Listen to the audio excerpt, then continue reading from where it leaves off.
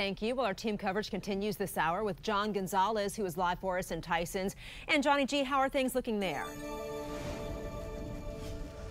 Well, we are in Storm Track 7 here in Fairfax County, and we are definitely starting to notice that transition. It snowed for the better part of 6 hours here in the Tysons, McLean, Vienna area, and now we're starting to, you might be able to hear it, we're starting to hear and see that freezing rain pinging off the windshield. Take a look. This is what Leesburg Pike, Route 7, looks like at this hour. A bit messy. The road is not completely covered, but you can see just how much snow is sticking around, and the secondary roads, the neighborhood roads, the sidewalks are completely covered at this hour. VDOT has had about 3,500 trucks and drivers out throughout the entire state. The department's goal, of course, when there is a snow emergency like what we are getting today, is to make all state maintained roads passable within 48 hours. And remember, residents must clear their own sidewalks. And again, we have been seeing a lot of covered sidewalks, pedestrians having to walk, or choosing, I guess I should say,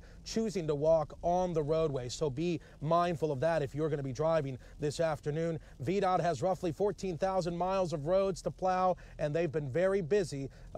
We can tell you here in Fairfax County, we have been seeing a number of them, but especially on the overpasses like this one right here and the ramps, you're going to get some very slick conditions. So you definitely want to be mindful of that. Slow down, take your time today if you're going out. But that is the latest, and that's what this area here in Fairfax County looks like at this hour after several inches of snow has fallen, and now that frozen rain coming down. Richard Reeve, I'm going to send it over to you farther west in Leesburg. How's it looking there, bud?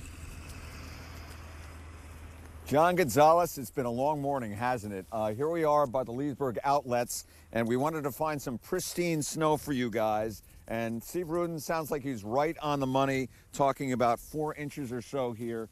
Let's go down to the grass, and there you have it. That's how much snow we've had. Amazing, you know, because we've been talking about this. It started snowing, what, at about 5 o'clock? So here it's been 7 hours, and you get that much snow.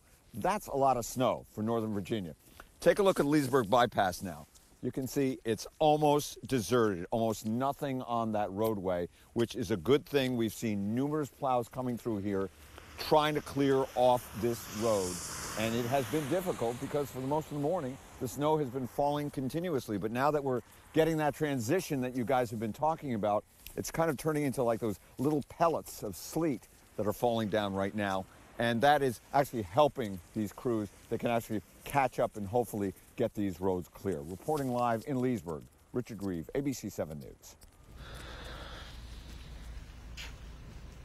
And Richard, we'll pick it up from here in Gaithersburg, Maryland, where police and fire responded to an apartment building after that bus belonging to the Rainbow Adult Center snapped off multiple fire sprinkler heads at this apartment building. And if you walk with me, the bus apparently drove into this covered drop-off and pickup lane, and it's a lower elevation here, but as the ramp gets higher, the distance between the roadway and the ceiling gets more narrow, and so that bus set off after ripping off the fire sprinkler heads. The entire system, water was shooting out from the ceiling. Residents had to evacuate and stand shivering out in the cold.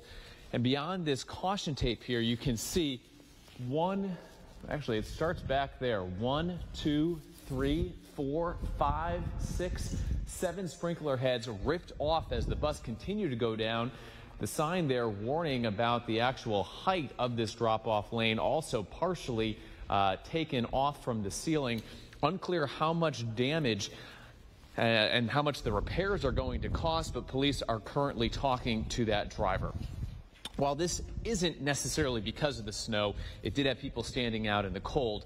However, there are a lot of snow-related crashes across Montgomery County on I-495, 270, and the ICC, and plenty of the secondary roads.